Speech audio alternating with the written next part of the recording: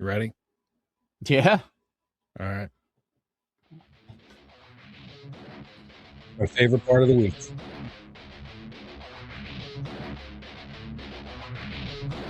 All right, folks, we are live on YouTube. We are live on Riverside, and we might be live on a couple other platforms, and we just don't know it yet. A couple highlights of the week. This is John with Movie Killer Podcast, mpcast.com, at Movie Killers Podcast at YouTube, Facebook, Instagram, TikTok. We're on all of them, folks. As usual, I got Mark with me as my co-host.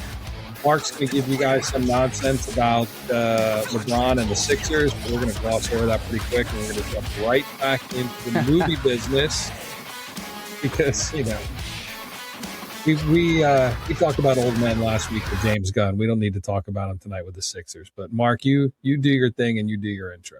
Should I just do my quick plug for those that are you can unaware? Do whatever you want. This is your show. I was the only person in the entire NBA fan base fraternity to say that LeBron is coming to Philly. That's all I'm saying. There was what I should have did, Johnny. I should have bet the odds at DraftKings at one point were much higher, but I had a chance to pull the trigger at 30-1 odds that he signs in Philly. I didn't do it. I got cold feet. I should have did it. That's all I'm saying. How about Kalshi? I didn't check, but all in all, just a missed opportunity. What are you going to do? We should reach out to them. If anybody wants to do that on our behalf and you get us a sponsorship with Kalshi, I'll give you 15% of whatever our sponsorship turns out to be, just for finding it. 15% of the total value of the sponsorship goes to whoever gets us on Kalshi, gets Kalshi for us as a sponsor. How about that? Wow. I think they're going to want that in writing, but I think that's a great offer. This is what I would do. Yeah, no, I agree. But what I would do for the audience that's local, I would buy them a gift certificate to one of my favorite hot dog spots, I think probably on the entire planet, Destination Dogs in New Brunswick. You're shaking your head, John. Dude, we got listeners in Kyoto, Japan. We got listeners in Germany, Poland. They're not going to Destination Dog. They want dough. They want cash. Okay, but let's just say there's like a hot dog or a kielbasa spot in your area. I'd be willing to fly there and buy them dinner at the hot dogs. Yeah, what's wrong with that? For that on your own. I'm not paying for that. We can talk about it, I think. All right, done. All right. So that was the intro. Do you want to get caught up on some of the movies that are out and some of the movies that are coming out? One of the things I'm really enjoying right now is the fact that Masters of the Universe is already on Prime. Bombed. Yeah, I love it. It's it's been out in the movies for 4 weeks, and it's already sitting on Prime. So that's just crazy to me. But I guess the studio came back and said, hey, we got to do what we got to do. We got to make some money off of this thing. So they dropped it right onto Prime. I think it was done by Amazon Studios, though, so that makes sense. Yeah, but you say you're not shocked. You called it that it was. No, I'm not shocked at all. Well, I'm a little shocked that it happened so quick. Like that thing just totally went down the tubes quick. But I thought it would do a little bit better than that and go a little bit faster, like last a little bit longer. But that was really quick. Yeah. But are you going to watch it? Yeah, I'll probably watch it tonight after the show. I was debating watching it last night, but I'm reading. For anybody who doesn't know, everybody knows me. I'm completely and totally addicted to Dungeon Crawler Carl. If you guys haven't read it, go read it. But literally in a week, I blasted through books 1, 2, 3, and I'm halfway through book 4. And I think Peacock or Paramount, one of them is making it into a series. But I was going to watch it last night, and I got sucked into this book, and I didn't put the book down. So. You're going to probably have to tell the audience what that book is all about. Because like myself, I did not know what that was. I don't know if you can spend 30 seconds trying to give a high level on what that book's about. Yeah. So, and then I have a good segue into that from a book, but there's basically there's aliens who come down and they've seeded the earth. Like we are all just a farmland for these aliens, and they come down and they they decide it's time to farm the earth. So at a certain time, they collapse every building on the planet, and they open up these doors to go underground. So they give you, like, I forget the time, like 10 minutes to get underground. So anybody who goes underground survives. So millions of people go underground, and then it turns into this Dungeons and Dragons, Hunger Games, free for all, where you have to fight your way into the lower levels of the dungeon. So the easiest way to explain it is it's like Hunger Games meets Dungeons and Dragons that meets Saturday morning cartoons, right? It's just very funny, very witty, definitely entertaining. So I would check it out, and I'm looking forward to the show. But the other thing that's coming out, which kind of aligns more with what we do, Neuromancer is coming out on Apple TV. Neuromancer, based on another great book from, I think, the 80s, which basically termed the phrase cyberspace, cyberpunk. All the cyber stuff came from Neuromancer. But Neuromancer and Blade Runner came out right about the same time. I think Blade Runner came out 6 months before Neuromancer, but there's a lot of similarities if you read Neuromancer and watch the Blade Runner. But Johnny Mnemonic came right out of Neuromancer. Matrix came right out of Neuromancer. So all this whole cyber world and the term, ultimately, you can trace it all the way back to Neuromancer. So, see, I'd be willing to bet that 9 out of the 10 people that are listening had no idea that was the case. Like, I had no idea until you brought it up, when we talked about it the last time. It's a tough read. Like, I'm not going to lie to you. Like, there's a lot of detail and a lot of stuff going on. So you got to read it over and over again. Like, so it's not fun reading for a lot of people. Like, I'm on I wouldn't say preteen. I'm on a young teen reading level, right? Like, I love reading books that right I can blast through in a couple days. Neuromancer is not one of those books. Like, I don't need pictures or anything. I don't want to give you guys that impression. Pictures never hurt. I'm into the pictures. So you talked about He-Man going to Prime. Over the weekend, I watched Mandalorian. I mentioned this to you. Mandalorian, Grogu. Oh, yep. Rough, right? It wasn't a bad movie. It's just that should not have been a theatrical release. And I know it did very poorly at the box office. I thought they were going to do something a lot more different than basically what we saw on the when they were streaming it. I mean, everything was predictable. The animatronics, and I wasn't the only one that thought this, but watching it was painful because it was like, do you remember Return of the Jedi when that came out and the Ewoks and stuff, right? Like, you knew they were like, well, there was actually people dressed up as Ewoks, but some of the other animatronics, like, obviously it's clearly fake. It had a lot of that going on. Like, every single little, creature, like, just CGI it. We all know it's fake. Just CGI it to make it look realistic. But they didn't do that. They used a lot of these animatronics because I guess they were too little. I don't know. It just looked really tacky. The whole movie was tacky. And I love Pedro Pascal. But there's only so much he can do, right? As the Mandalorian. It wasn't a terrible movie. It was just like, I don't think I would have wanted to, I would have preferred to watch that at home. Yeah. Not spending money to watch it in the theaters. So a couple interesting metrics or data points for us while we're sitting here talking. So Masters of the Universe, total budget we talked about right around 200 million, right? They haven't given us an exact number, but they're estimating somewhere between 180 and 200 million. So we're going to estimate on the high side because it makes us look better. Yes. Total worldwide gross, 113 million. So yeah, just complete total estimated studio return is just abysmal, right? Abysmal. So then you go to Mandalorian, total budget for Mandalorian somewhere in the neighborhood of 165 million, total return 340. So you guys go, from listening, 2.5 times the return. So that's another bomb at the box office where it didn't make its money and it didn't get its money back. So let's look at the Odyssey, which that was another movie I was getting ready to go see. But to be honest with you, with previews and everything else, I just had no interest in sitting in the theater for 3.5 hours. Okay. Same here. And you can't watch it in 70 millimeter IMAX unless you're in the unless you have like one of the 50 theaters in the world around you. So that makes it tough too. So Odyssey doing okay. And I think we predicted it was going to do okay. It was going to struggle. It was going to break even, maybe do a little bit better, but it wasn't going to explode the way that that everybody talked about. So total budget for the Odyssey, $250 million.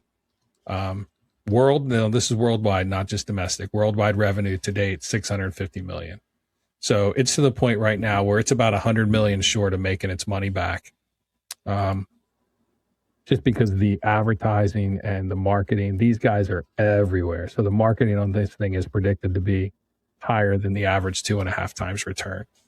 So it's definitely going to make its money back. It's definitely going to do okay, but it's not doing. It's not having Toy Story 5 or Super Mario money, but it's doing okay. Yeah. So can I add to that? Yeah, please. So the Masters of the Universe, Mandalorian, and Odyssey, right? 3 movies that were out, kind of around near the same time frame.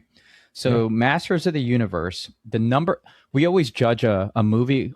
We also factor in how many theaters it was shown, if it was like a limited release or not. Yeah. So Masters of the Universe shown in 3,667 theaters. That's a lot. Mandalorian, 4,300.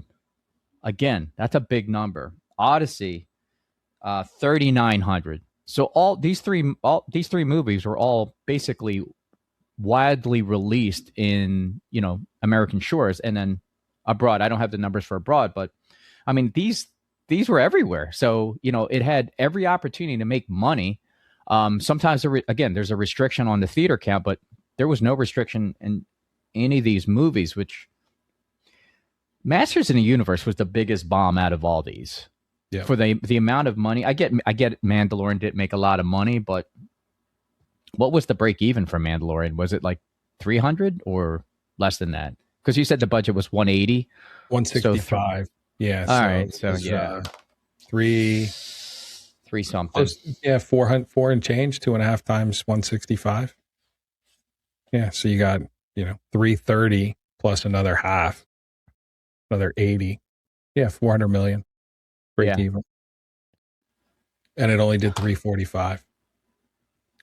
So I pulled up this metric. I said, for the last 3 months, all the major releases or movies that did well, give me the data for each one of these. So I didn't distinguish did well or not. So you got Obsession, which is leading the way. Backrooms, which is 2615, by the way. 2,615 movie theaters, Obsession. So considerably less than these guys. 1,000 people are like, oh, it's only 1,000. 1,000 theaters. That's a lot of asses. Yeah. Right? So, and compare that to the Odyssey release, right? Yes. Backrooms, second. Devil Wears Prada 2. And now I'm talking ROI, not total revenue. Yep. Toy Story 5, Minions and Monsters, The Odyssey, Mandalorian, Grogu, Masters of the Universe. So there's a thing about horror and low budget dominance, which we can see from the numbers. The numbers don't lie. Obsession and Backrooms. And I love Martin Scorsese, right? Love him. I mean, if you look at his movies, it's ridiculous the movies this guy's made. I'm not going to list them for you. Go look it up, but you guys know 90% of them. He's online, and it's kind of like you hear what people say and you kind of lose respect. Even though everything they've done, it only takes one stupid thing. But he's online, and it's so beneath him, which is why it's so disappointing. Bitching and moaning that people just don't make movies like they used to, and there needs to be big budget movies, and there needs to be all this like large production going on in Hollywood. And he's literally bitching that Obsession and Backrooms did so well, and that how low budget indie horrors are ruining Hollywood. Now, how is that possible that this guy everybody gets started somewhere, instead of being happy for these guys and promoting them and saying, look what these independent filmmakers are doing to Hollywood, he's almost defensive, like he feels threatened, and he's bitching about this. I'm like, come on, man, be bigger than that. Like, you're better than that. It's so disappointing. If I can find that clip before we end, I'll find the clip. Yeah, and I think that has just a lot to do with human nature, and if you're a disruptor, in that industry, right? Like they will just be anti whatever you're doing if you run counter to what mainstream calls for. I mean, you could apply that to anything, You're just a whiny bitch. So. I mean, he might be that too, but to your point, I mean, these guys, I don't understand how you can throw shade at, a studio that literally shot the movie for under $1 million. It was a pretty good movie, right? I'm like, that's not my genre, but from everybody that's watched it, my daughter included, they said it was a really good, it was a very thoughtful movie. It wasn't just, shallow horror, what do you call it? Just like your typical horror movie. They said it was actually interesting, and then there's always a twist or two in these horror movies, but they said it was enjoyable. It was worth the it was worth the admission. That was like lightning in a bottle, though. I mean, where's it at now? 300 something million. It's like unbelievable. 400. Oh my god. Hold on, I just had it. I was jumping around. 458. Wow. Crazy. That's insane. I guess I'd be bitching too if I'm him. I'm like, this is Scorsese. He goes, all the superhero movies out today are like theme parks. They lack emotional depth, mystery, and risk. Yes. That once defined studios. Well, I hate to break it to you, but roller coasters at theme parks, they're pretty risky and they're pretty scary. Yeah. He believes modern films often serve as amusement parks rather than vehicles for genuine human experience. Then he came back saying that low budget productions are ruining Hollywood, formulaic, profit driven filmmaking, and the over reliance of easily replicable content. I hate to break it to you, Marty, but a lot of your movies are the same shit over and over again. You're just such a good filmmaker that you make it extremely interesting. So, I mean, how many different mob movies have you made? There's too many. And the last one, the Hoffa movie, was terrible. It was way too long, regardless of what anybody else says. So he has disdain for regurgitated recipes and is warning that mediocrity sells because audiences are complacent. And this applies equally to big budget franchises and low budget imitations. I mean, he seems like an angry old man, right? Well, he's an older guy, and I mean he's done some really good movies. I mean, going back to the 70s, right? Like, so I think he's entitled to his. Obviously, he's entitled to his opinion. I mean, this guy is like, he's a legend, right? He is an absolute legend. So I give the guy a pass. I mean, do I like it? No, but when he looks like he's in his 70s or 80s, right? He's been making movies like classics, like Taxi Driver back 1975 or 6. Since Raging Bull. He started. 67. Yeah, Raging Bull, 19 in the 80s, and then Goodfellas. Like, his track record is, I mean, stuff of legend. So I think The Departed, that was one of my favorite movies. Yeah. But I'm just saying, he's entitled to his opinion. I might agree with him some nights, but in general, I would say, look, if you have a product, and you could be very successful with that type of genre, rinse and repeat, man. Right? Like, yep. That's capitalism.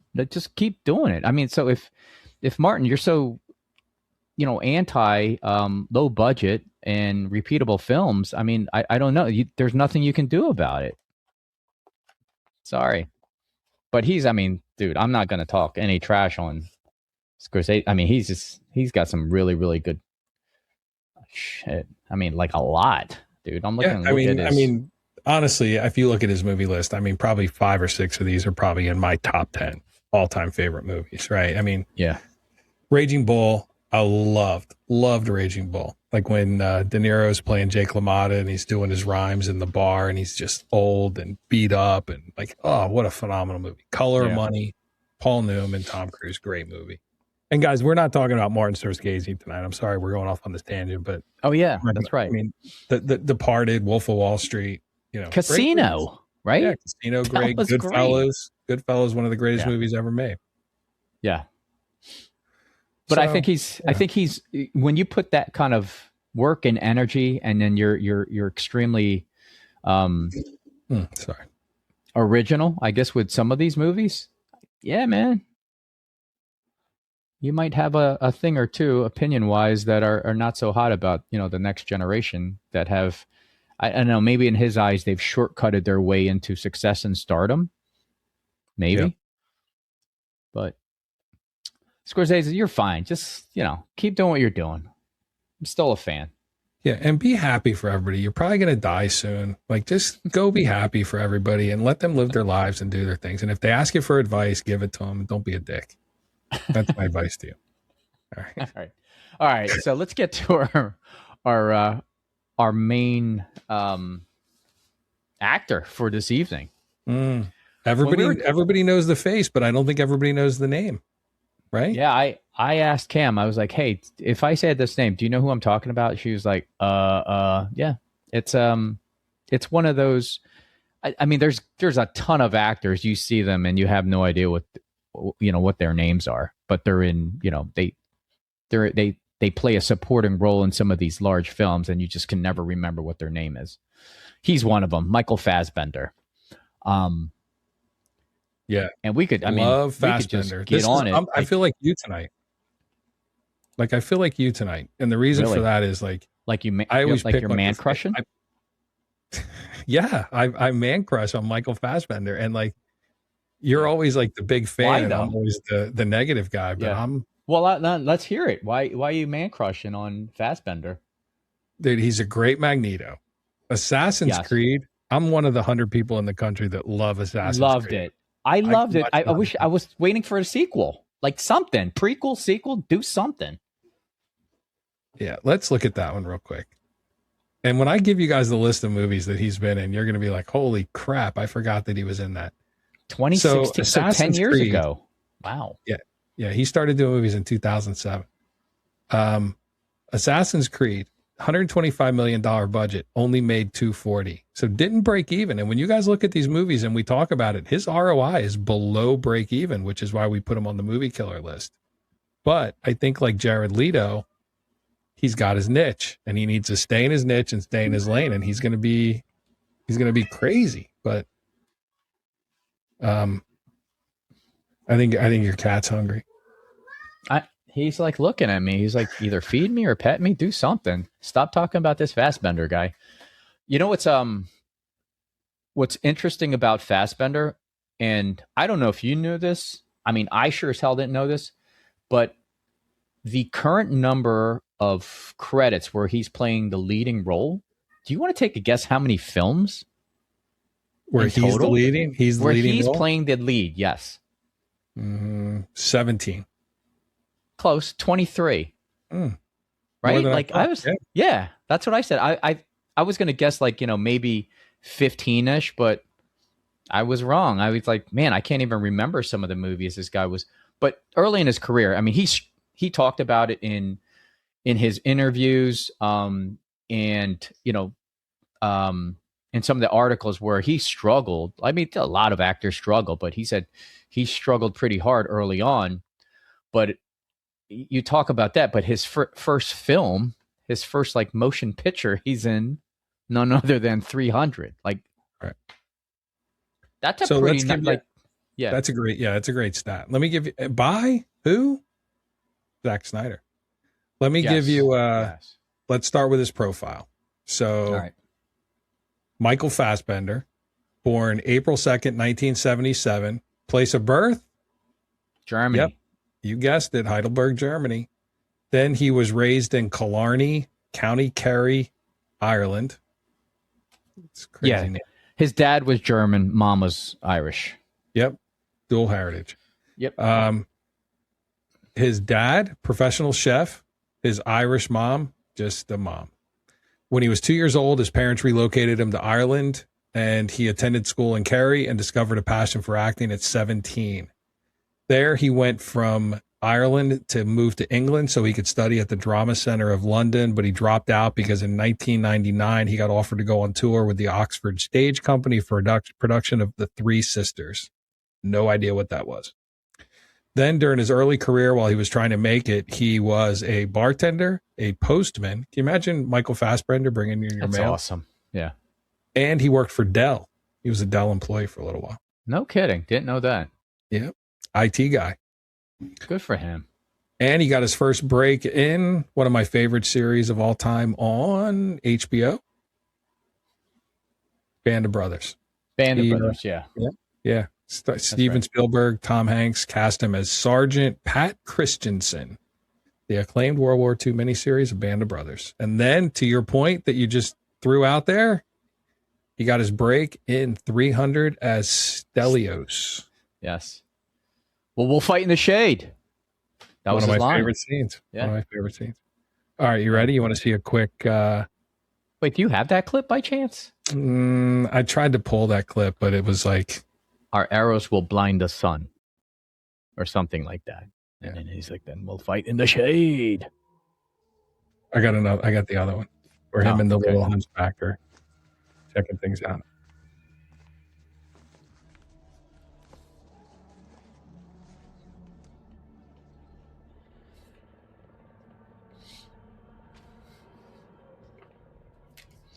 There he is. How can this be? We saw but a fraction of the monster that is Xerxes' army. There can be no victory here.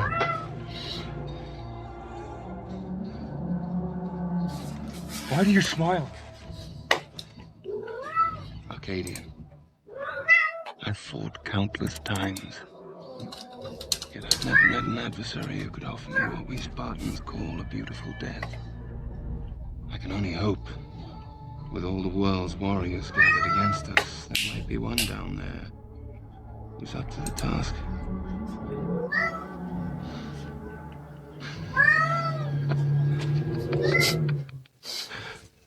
Listen. I love that. That's such a good scene, right? Yeah. You think those abs are painted on? I know some of them were.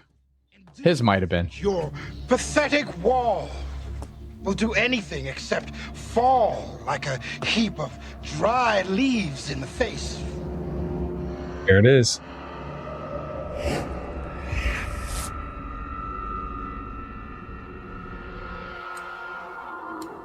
This is kind of a long clip. It's longer than we normally show, but it's so good.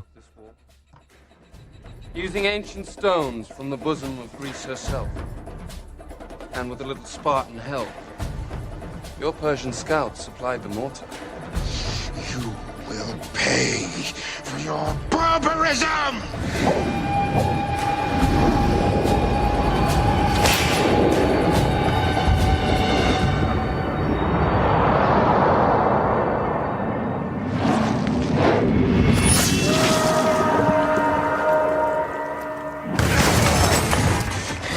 My arm! It's not yours anymore. Go now. Run along and tell your Xerxes he faces free men here, not slaves. Do it quickly, before we decide to make our wall just a little bit bigger. No. Not slaves. Your women will be slaves.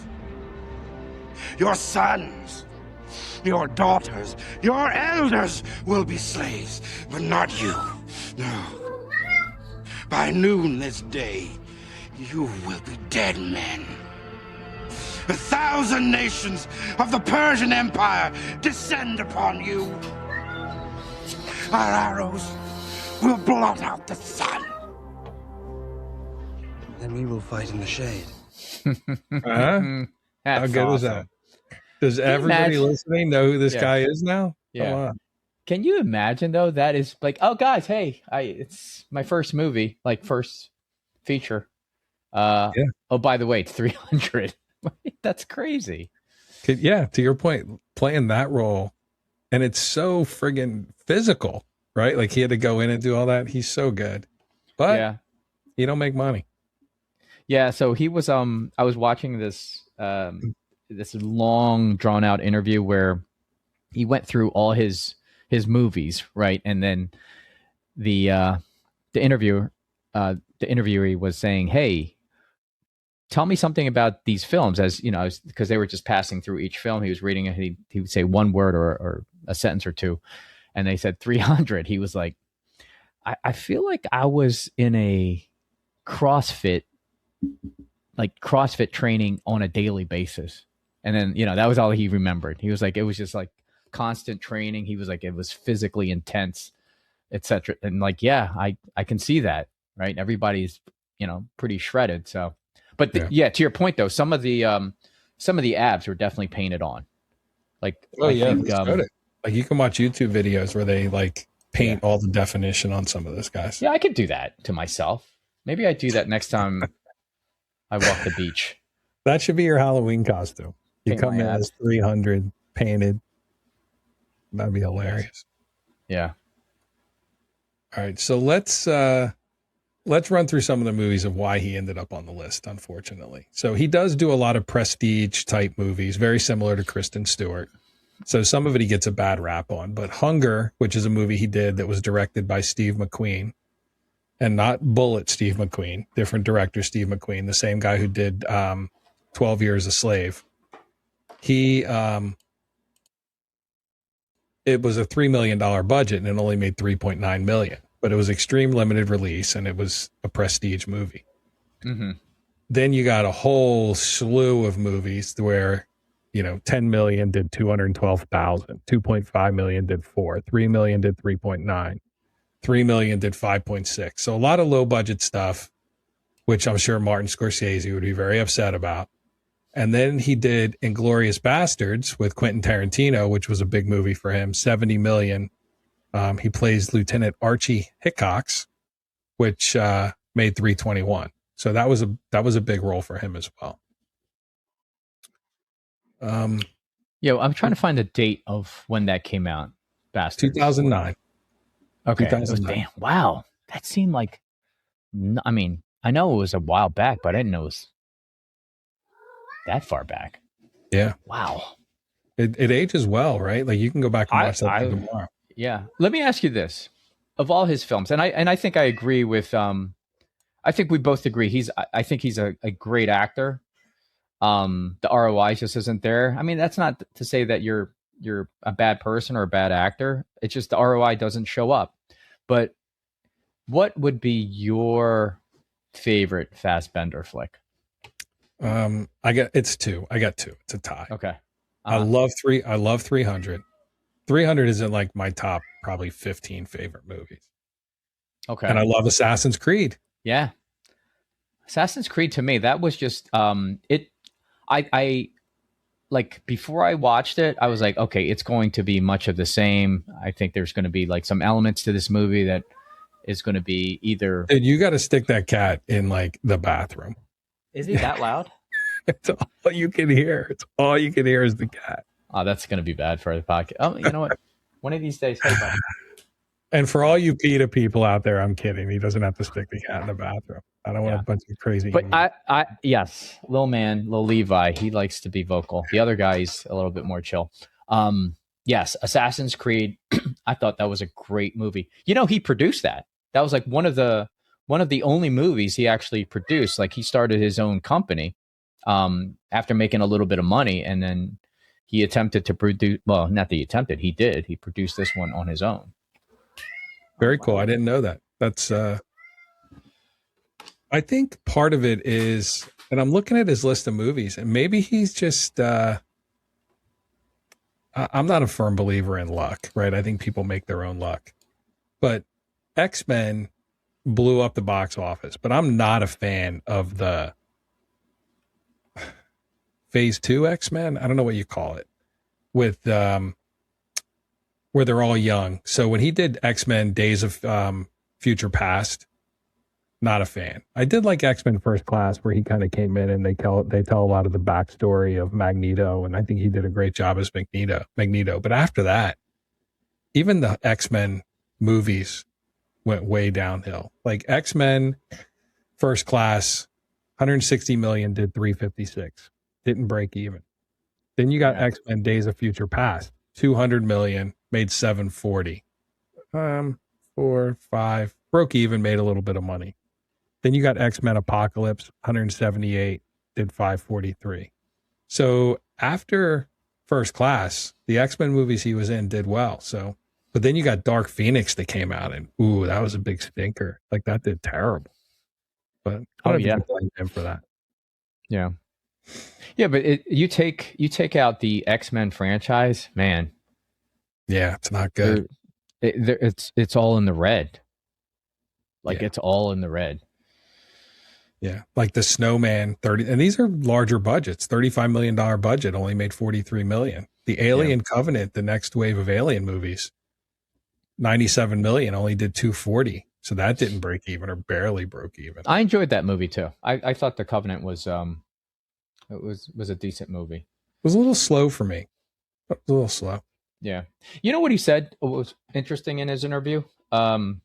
He said one of the hardest roles that he had to play, and he didn't want to play it because it was just too much dialogue and he didn't think he had it in him, was when he played Steve Jobs. I was like, well, that's interesting. I mean, he was like, well, A, I don't look like the guy, and B, he's like, he read the script. He's like, man, that's just a lot of dialogue. But I think he got didn't he get nominated for?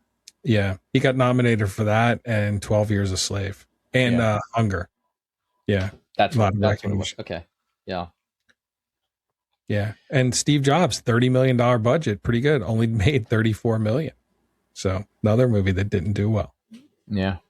Where was Scorsese to help promote those movies? Yeah, I'd like to ask. This is where we need our own show, like where we have like production value. Yeah. Because Martin Scorsese had no idea that Fassbender was in 20 different low budget movies. So put Fassbender in a room, have him start talking about how he started his career and all the prestige low budget movies that he did. Okay. And then you start playing the Scorsese quotes. Then you have Scorsese walk out and you just let the two of them have a conversation and kind of sit back. That'd be good, right? Yes, that would be very awkward. Yeah, just totally like hijack. Like I feel like, do you ever watch the Between Two Ferns? Oh yeah, I love it. I feel like it'd be a playoff of that, but more like a more serious tone. Yeah. What are you going to do in Hollywood when your looks start to fade? I love that. You can't always play the pretty boy. Yeah, Zach Galifianakis is great. Yeah.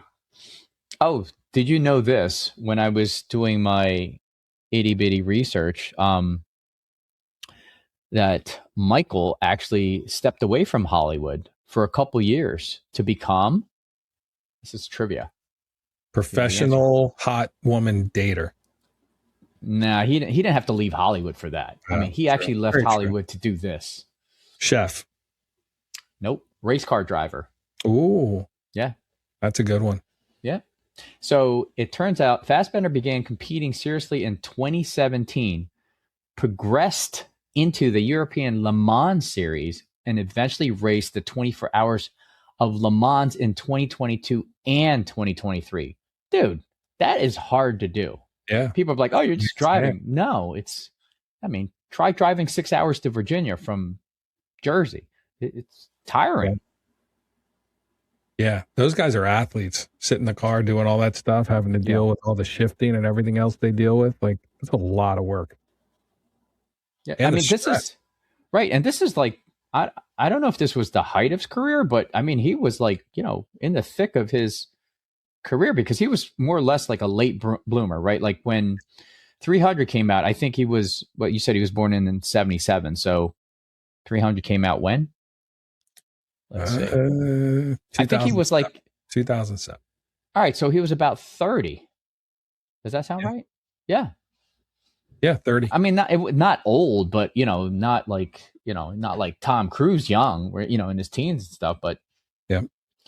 So 2006, but in 2022, so he would have been probably in his early 40s. I mean, you did some good movies, you did some big films, and you say, you know what, I want to go race cars. That's crazy. Yeah. What did you say? 2022? 2022 and 2023, he actually was a race car driver. So it's funny. He transitioned. So I'm going to read into this just based on the data, which is what we do. Yes. He's making a lot of box office movies, and he makes Dark Phoenix, which absolutely turned into crap with the girl from Game of Thrones. I can't think of her name. She married one of the Jonas brothers. Oh, yes. Okay. You know what I'm talking about? Yes, of course. I forget her name. She was terrible. We should do a movie killer episode on her because she flat out stinks. Like, she is not good at all. But then he did The Killer, Black Bag, couple others that were all, direct to video. So I'm thinking he's like, hey, I want to go race cars. I just blew up this bomb. I'm going to take a little bit of a hiatus. Right. Let them forget about that. Yeah. Yeah. Let everybody cool down. And then I'm going to go race cars for a little while. That's not a bad idea. Yeah. Good for him.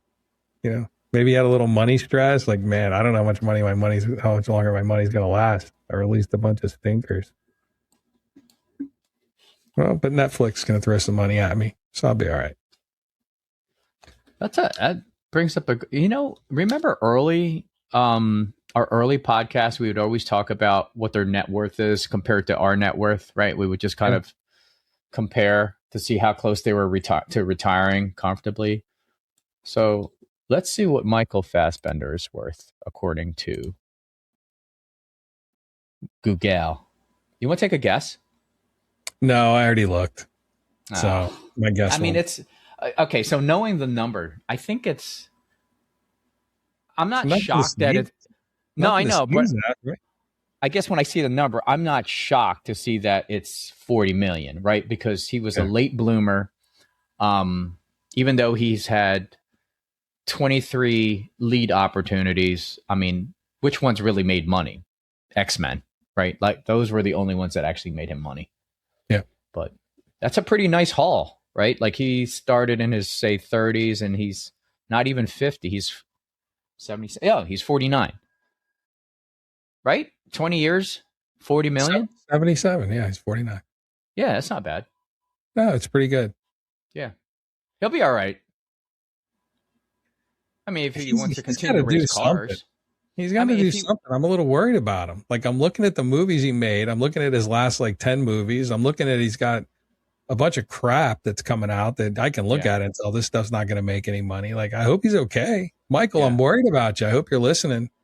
I think if you look at his timeline, so when he produced Assassin's Creed, he was the lead and he was the producer.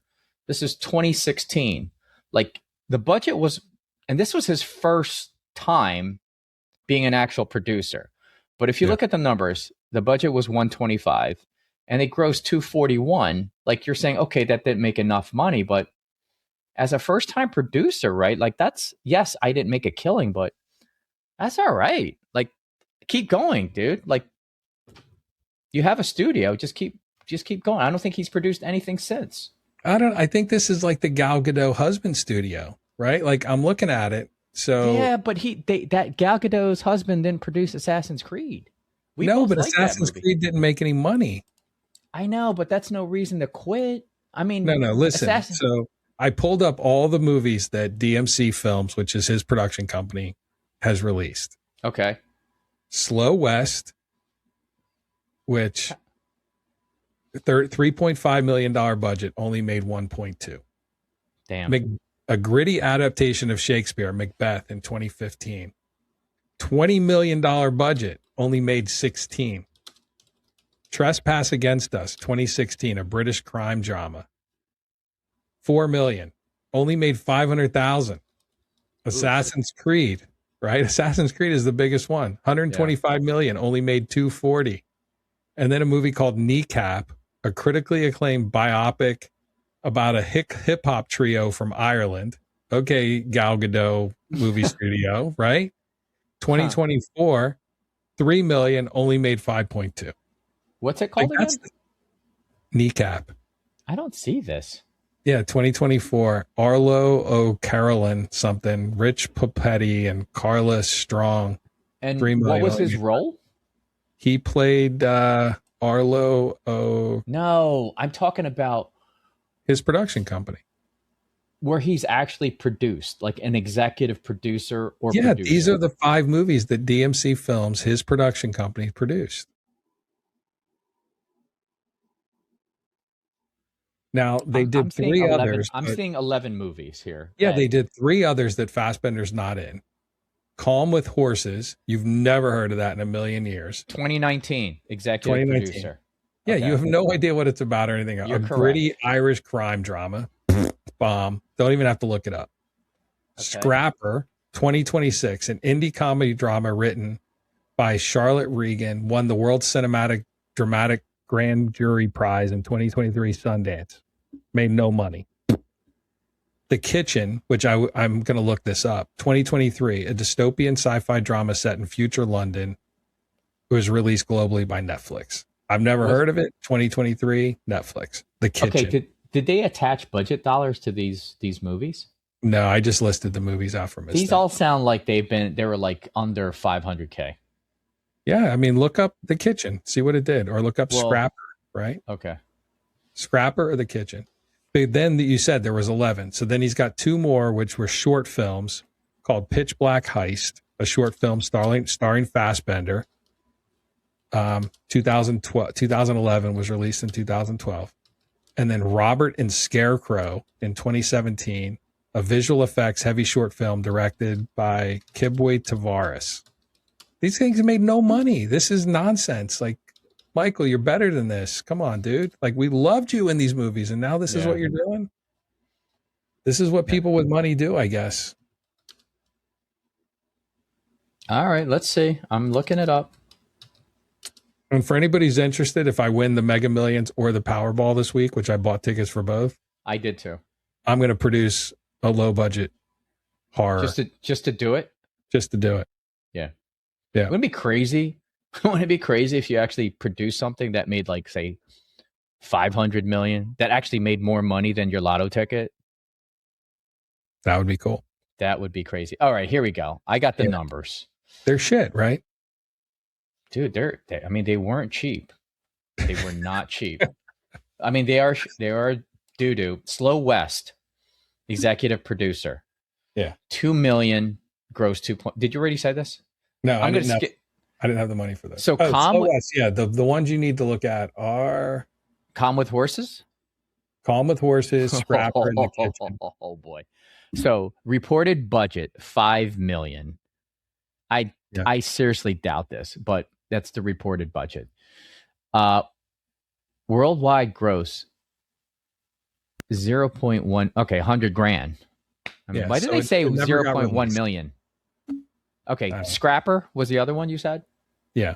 Scrapper was a whopping 2 to 3 million, and it grossed 1.3. Oof. Yeah. The Kitchen went that went right to Netflix, and that was a budget of 16 million. Oof. Did you watch that? The Kitchen? No, I never even heard of it. I'm gonna have to look it up. Okay, me too. Same here. So this is the other one. So Black Bag, he was the associate producer. So I know he's got some financial stake into this. 50 to 60 million, grossed 44 million. Not good, right? That is not good. And the last one, Life Hack, executive hasn't been reported. Neither number, budget or gross dollars. Right. And for the audience out there who you guys think we're completely insane, like, we're just going based on the data and the fact that it's a 2.5 time return means an actor makes money. And there's like the Odyssey right now. We know the marketing dollars are insane. You can't turn on the TV without seeing Matt Damon's face or somebody associated with the Odyssey right now. So these guys, they're flying these guys all over the world to do this shit. Yeah, I'm glad you brought that up with the budget and the gross dollars, because a lot of people, the budget was 125, it grossed 240, but hello, like, the theaters themselves retain a substantial portion of the ticket sales, while that 125 million figure doesn't include worldwide marketing and distribution expenses. So when we say it didn't make money, it really probably did not make money when you factor all those things in, like the big ticket expenses, especially the theaters take. Man, that's crazy. Hey, let's make a movie for 125. Hey guys, it grossed 245. Hey, you owe me money because you lost money. You're in the red. Yeah, 100%. Terrible. Now, and taking every movie, his production company, his Netflix movies, his successes like Inglourious Basterds and 300 and all the others, his total career return is 2.3. Yeah. So, guys, he's a movie killer, right? I mean, I'm not looking for anything other than a 2.5 number. There's a lot of variables that come into this, so we have to round it and use an estimate. But 2.5 is the number that the industry uses. I love him. You guys, we started the show. I'm a huge fan, but he's a 2.3 return career 2.3. Sorry, Michael. You're a great dancer, but you just don't get it done. You want a little here? We'll give you a little levity because we're bringing everybody down. Yes. While you're bringing that up, I'm going to look something up. You go ahead. Pull it up. But is it true that on set Ready? you would play music when you came on set? Graham Norton show. I don't know if you know this about Michael. Michael is one of those actors you have to coax out. For anybody who's not watching and listening, that's Hugh Jackman sitting on Graham Norton with Michael Fassbender and the guy from Split. I blanked on his name. And actually, it was Blurred Lines. I wonder if you guys could. You know, guys know Blurred Lines? I don't know what it was about that song or that video that got Michael going. Do you want to something you want about to it. come back on again to Blurred Lines? Yeah, let's do it. Okay. Back on again. You go back there.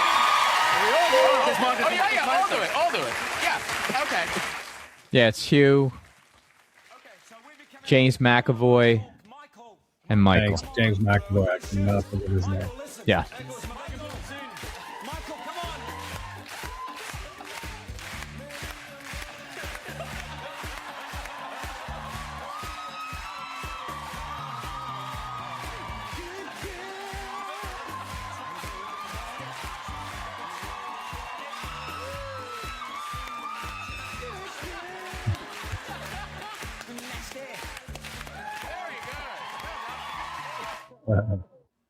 So apparently Fassbender is a lot like Sam Rockwell. Like everywhere he goes, he dances. He comes out on shows, he dances, and he just loves to dance to different things. So You just realize how, like, Hugh Jackman's a tall actor. I think he's like 6'4". Yeah, he's a good looking dude. He can carry his own. I bet you his ROI is not 2.3. Oh, we're going to have to look at that. Yeah. Oh, he's 6'2". I thought he was taller than that. I thought he was like... That's just one of the many things that me and Hugh have in common. I was going to say, I'm like, dude, he's not that tall. I mean, that's your height, dude. Yeah. Yeah. We have the looks. We got the height. We got the physique. There's so much in common, me and Hugh. I would say, at the very least, at least Hugh is not delusional. That's the one thing you guys don't have in common. All actors are delusional. Okay, sure. Let's go with, I was trying to look up how much money he made. I would guess the bulk of that net worth had to have come from the X-Men franchise, but it doesn't say if he was collecting royalties. It doesn't say. What are you looking up? I'm trying to figure out how much Fassbender, as Magneto, how much did he make? Oh. Man. Hugh Jackman, total movie revenue. Take a number. Pick a number. Like his total. Oh, all time? Like career? Yeah, career. Oh, man. He's had some big budget. I'm going to say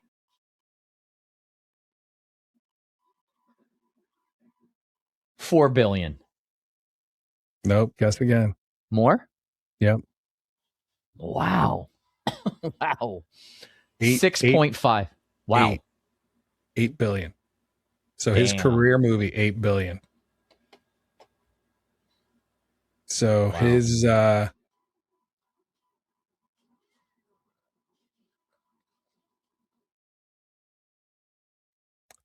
Gemini's getting, the more data you feed in the Gemini, the friggin' more data it gives you back. So I just been like, over the months that we've been doing this, I just been pumping data in the Gemini. So now it's answering on what I think I want versus what I'm asking him. And I'm just like, dude, you got to just give me what I'm asking for.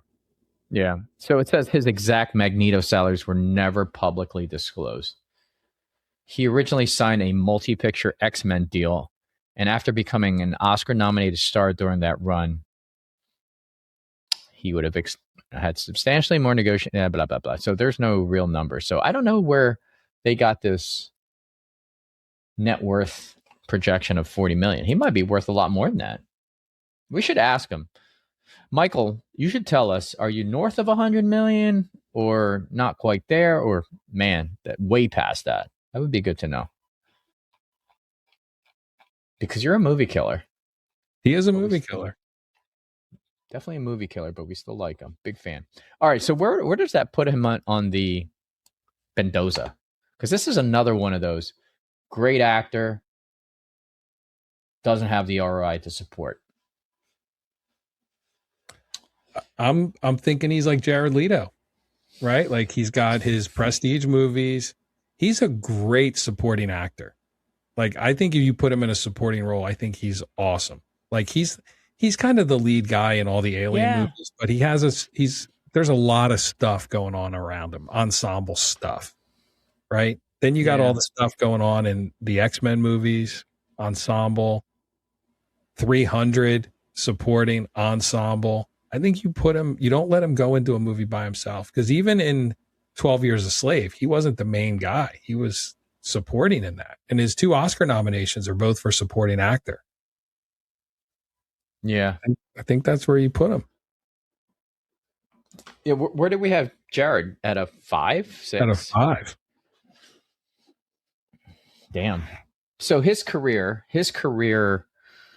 when we started the 2.3 billion, but what's his effective ROI percent? 2.3. Like, no. His total gross was 2.3 billion. All his movies. Oh, I'd have to go back and look. Okay. Yeah. Take your word for it. I'm curious what his ROI number compares to that of Jared Leto. Oh, I don't know. I'd have to pull up Jared's again. I can tell you that Hugh Jackman makes money, but not as big as I thought it was going to be. Yeah. Yeah. So Fassbender's at 2.3. Hugh, 2.9. He makes money. He's got return over his career.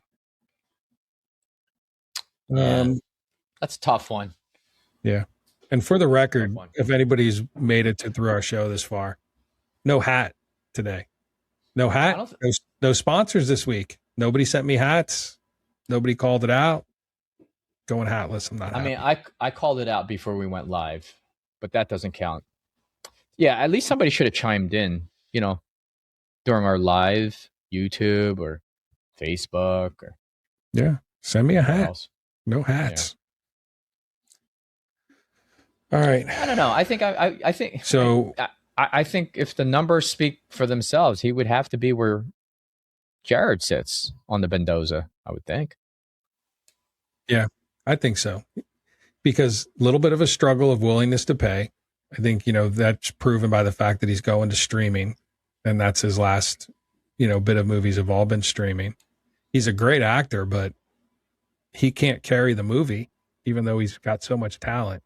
2 Academy Award nominations as supporting actor, very similar to Jared Leto. Yeah. A lot of chemistry with his cast when he goes out and he does his, his parts. He was, again, if you look in his list, I mean, he does really well in that supporting role, and you got to have chemistry to support the leads around you. Yeah. He gets points off for stupid decisions in his production company, but maybe he just doesn't care. Maybe he just wants to go out and do creative, artistic things. I don't know. Like, so put yourself in his shoes. Like, you had a very slow start to your movie career. I don't know if you'd just be willing to throw money away in a production company. I mean, even if you feel that strongly about it, and then you put out, he's been a part of, in that role as an associate producer, executive producer, or producer, 11 films, and none of which made money. Like, I don't know, man. I think you need to rethink things and worry about your finances long term. That's tough, though. I mean, again, I'm a big fan. I just don't. I'm going to tell you why he can't focus. I'm going to tell you why he's losing focus. One, I know. He's all screwing around. He's racing cars is his first problem. Yeah. Well, I mean, that was 3 years ago. Well, I think this is a second problem right here. So this is problem number 2 going on. Is that Alicia? No, this Vikander? is Nicole. Nicole, is it Alicia or Nicole Bahari? Vikander? This is Vikander. Yeah, Alicia. Okay. This is one problem. Hold on. Okay. This is another problem. You got this one. That's problem number 2. Look at the little thing on her belly. I see that. I think Fassbender put that on there. That looks like an Maybe. Assassin's Creed thing. Yeah. Hold on. This is problem number 3. You got this one. You know, he's like, you know what, guys? I'm going to go over here and coast with Netflix for a while. I'm going to race cars and hang out with my 3 problems. Yeah. He should just invest. I mean, just put your money. I don't know, but go buy an index fund, dude, and just ride it. Hey, you're fine. If you have 40 million, you throw half of that in an index fund, dude. You draw what 6%? Dude, draw 10%. I mean, you're already 50 basically. Draw 10%, and you're making bank. Yeah, and somebody's going to put him in a movie. So even if he gets 2-3 million for a movie, yeah, so what? Makes right? a movie every couple of years. Yeah. Come on, Powerball. That's all I can say. Dude, he puts in 20 million, and he takes out. I think I put 8%. It's 1.6 million a year. Yeah, it's doing dude, okay. You don't have to go nuts. Just put half of your net worth. I'm sure. Let me see if 20 million times. Carry the 4. Yeah, that's 8%. We talked about this when we retired. We draw 8%, 1.6 million, and you're probably never going to touch your principal. 20 million. You can ride this out until you're in the dirt. Yeah, Fassbender, what are you doing? Just stick to good movies. Don't produce jack. Don't get caught up in that. You're not trying to prove anything, right? Then just ride it out. Put your money, half your money, not even all your money. He's going to go make Kneecap 3, and then half his money goes away. Yeah, that's his other problem. Yeah, it's probably just like an addiction. Like he can't, like his whole. I don't know. I mean, I know what I'd do with the money. I'd be very comfortable. Go back to Germany, go back to Ireland, have your dual citizenship. Yeah. It's like an addiction. Like problem 1. Well, he's married to her. Problem 2. Who's he married to? So Alicia Vikander, they began dating in 2014. After working together on The Light Between Oceans, they married in Ibiza in 2017. There must be a little bit of an age gap there. Got to be, right? Yeah, there has to be. Well, she's 37 now. Would you see her today picture? See, this is when she was like. I'd pull this off Google. Okay, yeah, you might want to look at. There's a 15-year age gap. What? She was in that's right. She was in Tomb Raider, right? Yeah. Tomb Raider. Yeah, almost. That's right. Okay. So they're still married. They are still married, and they have. Do they have? I think they have like 2 kids.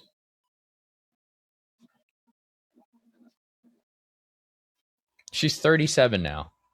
Yeah, so it's like a 15-year age gap or something. He's 50. He's 50 and she's 37. No, 13. 49, 37. Nothing wrong with that. No, good for him. Yeah. Then the kids came along and he started racing cars. He's like, "Look, sorry, Alicia. I got to go to Lemons." Well, he didn't tell her that. He was like, hey, I just got to get my mind off of things. He's like, I'm going to race cars so I don't have to change diapers. Yeah. He'd rather race cars for 24 hours and potentially die and stay home with her and deal with the kids. Yeah. You know what? Now thinking about it, I wonder if he would have been casted in F1. I know Brad Pitt did a pretty decent job. Actually, Brad Pitt did a great job. He was great in that movie. Yeah. I don't think Brad Pitt can do anything wrong, like in the silver screen, man. Yeah. So, yeah. So So that, yeah, they've been married since 2017. Yeah, good for him. 10 years, 9 years. She was And they 27 when they got married. Fassbender danced in there and swept her off her feet. Good for Dance him. machine, dude. Yeah, he is. Yeah. He's like, look, I could probably bend this piece of metal and put it on your ring finger. How do you like that? Oh, Magneto, you're so great. Yes. But like, I'm not Magneto. I'm a Fassbender of metal.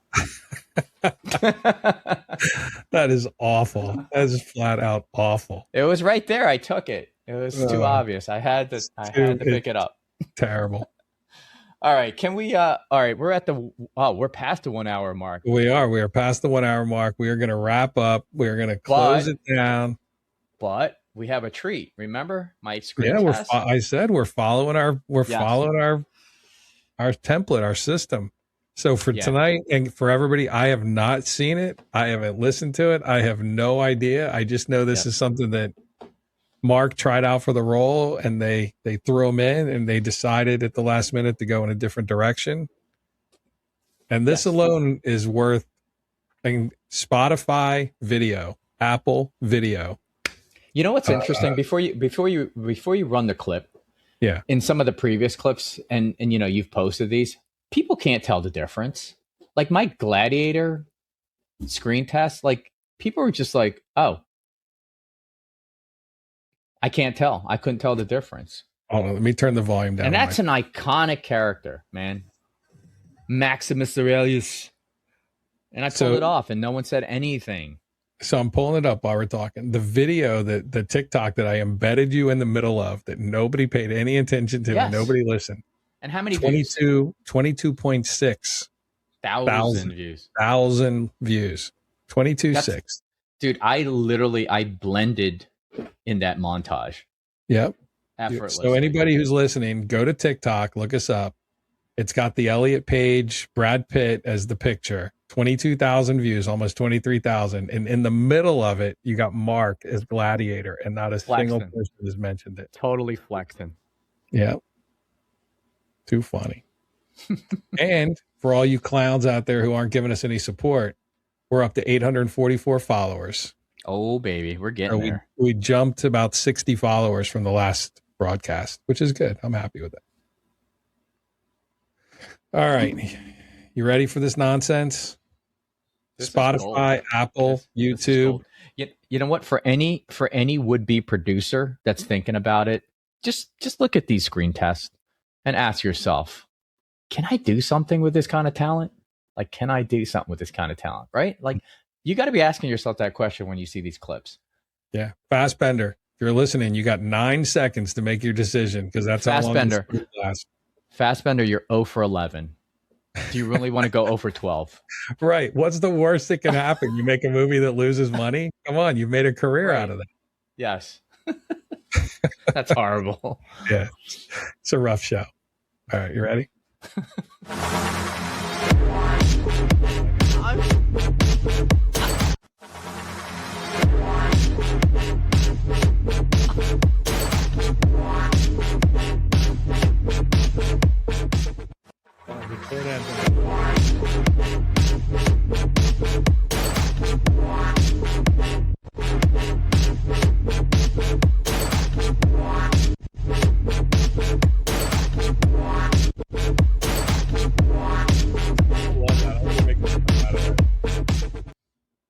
That is good. Did Cam do that?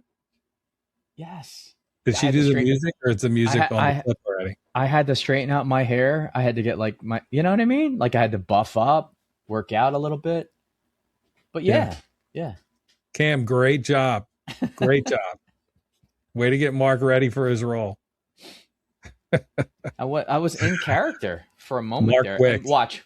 Yes. When you air that, there's going to be like, oh, it just looks different.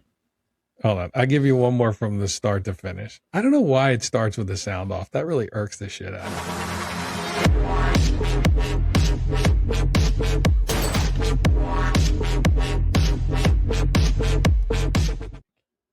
Look at you all badass walking out with your white shirt on.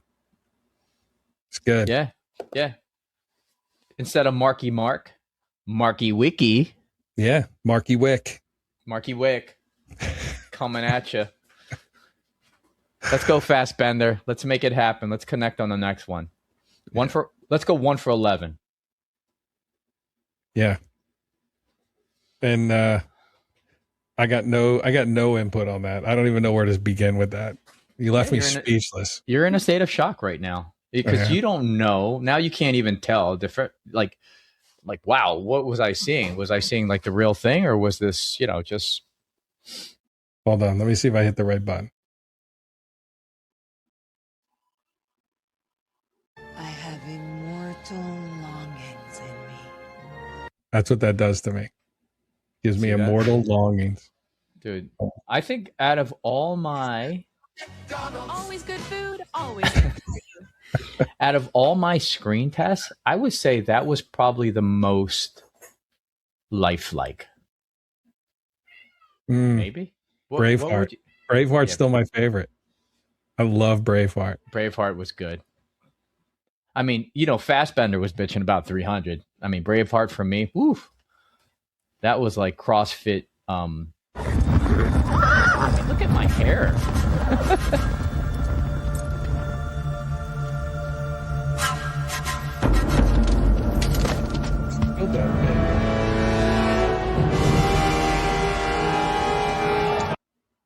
Sons of Scotland. Wait, what happened? Hold on. I'm trying to get it right there. Look, that's the best.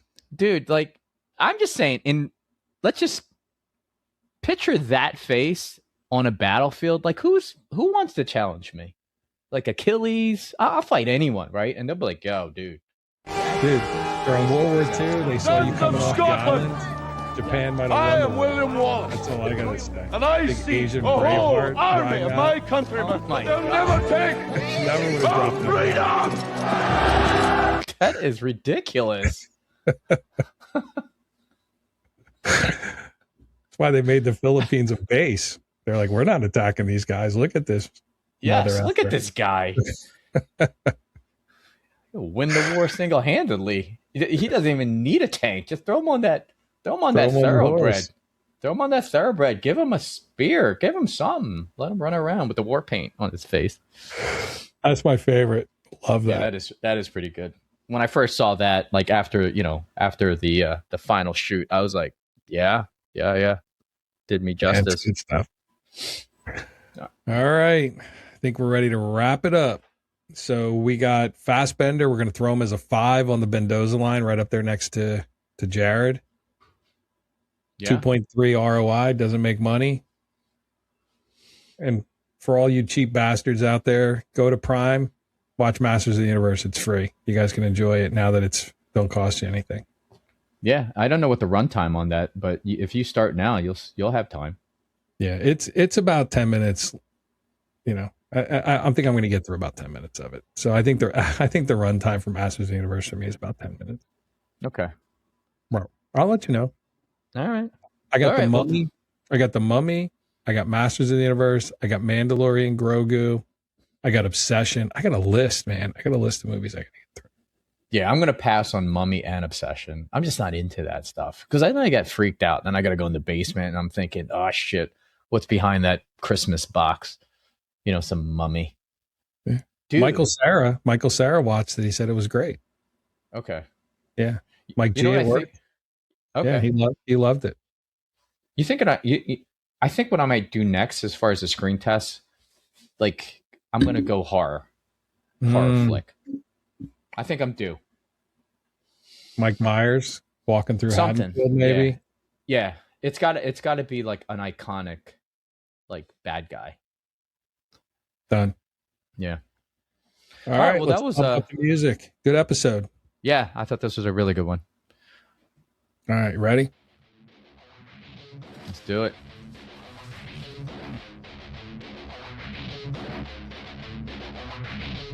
All right, folks. Thanks for joining. We appreciate it. What day is today? Tuesday? Monday? Monday night? Monday, yeah. Monday night. Thanks for spending the night with us. We appreciate it. We're going to get this posted. If you want to watch the videos, they are only available on Apple and Spotify and YouTube right now. You can't get video on any other platform, but hopefully that'll change soon. Check us out on TikTok. We got Mark buried in the video somewhere, so you can find it.